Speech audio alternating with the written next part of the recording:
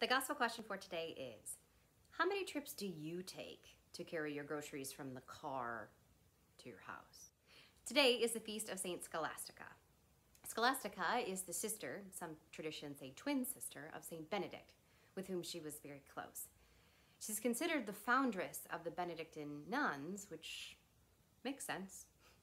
The readings for her feast bring me back to my all-time favorite gal, Martha of Bethany.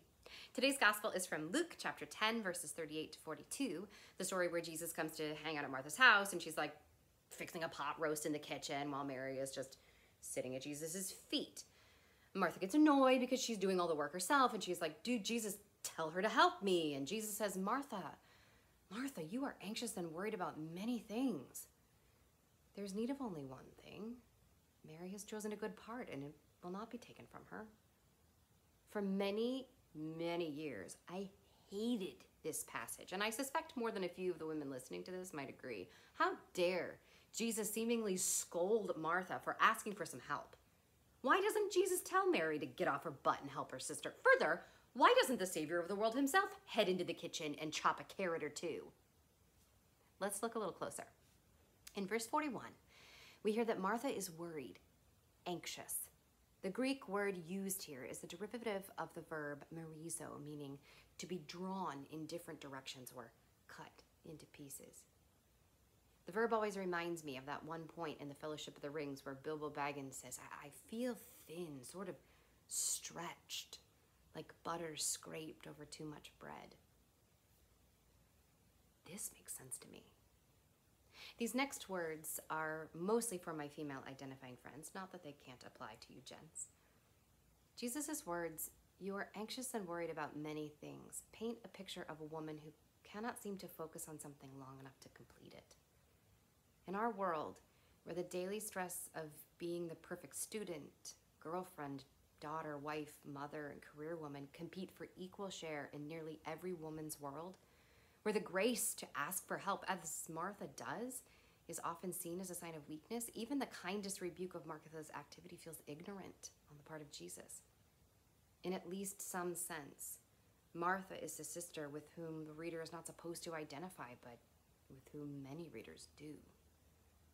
A few weeks ago, I dropped an entire bottle of red nail polish, and it shattered all over my wood floors, just all over. Red nail polish like a crime scene and tiny glass shards surrounding my bare feet. I'll also say that I dropped the nail polish because I was carrying too many things. Way too many. And I do this all the time. On the way into work, on the way in from the grocery store, on the way upstairs to the table, from the table to the dishwasher, etc. I carry way more than I should. And most of the time I can balance everything and I make it to my destination, usually only a short distance away, without incident. But sometimes one thing falls and then everything else goes too. I make a giant mess. I break things. I end up in tears, swear profane oaths to the heaven far too loudly, and spend way more time than I would have if I'd just taken one more trip or asked for help. Martha gets me and I get Martha.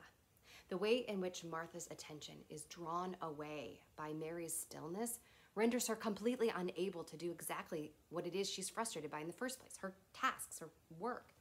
And I can see it now. Martha, she is going to drop the pot roast, and she is going to be ticked.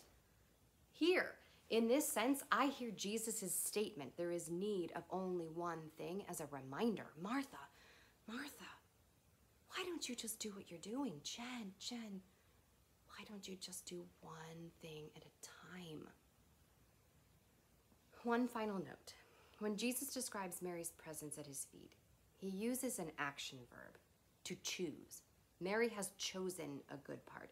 She has not ended up sitting at Jesus' feet out of laziness or happenstance, but as an act of deliberation. However, when talking to Martha, Jesus uses a form of the verb to be, a linking verb that does not describe action, but instead its subject. We understand the grammatical construction to describe how Martha is. Martha, you are anxious. This is how she is as a human. Jesus does not say that Mary is not prone to these same failings, but instead that she has actively decided to focus on one thing. In this instance, listening. Martha, Martha is challenged to consider her priorities, and me, I am trying to remember that asking for help is a sign of maturity. Choosing to sit down and listen, even when there is a boatload of work to be done, is a thing of value. And to never, ever carry anything else when I'm carrying red nail polish.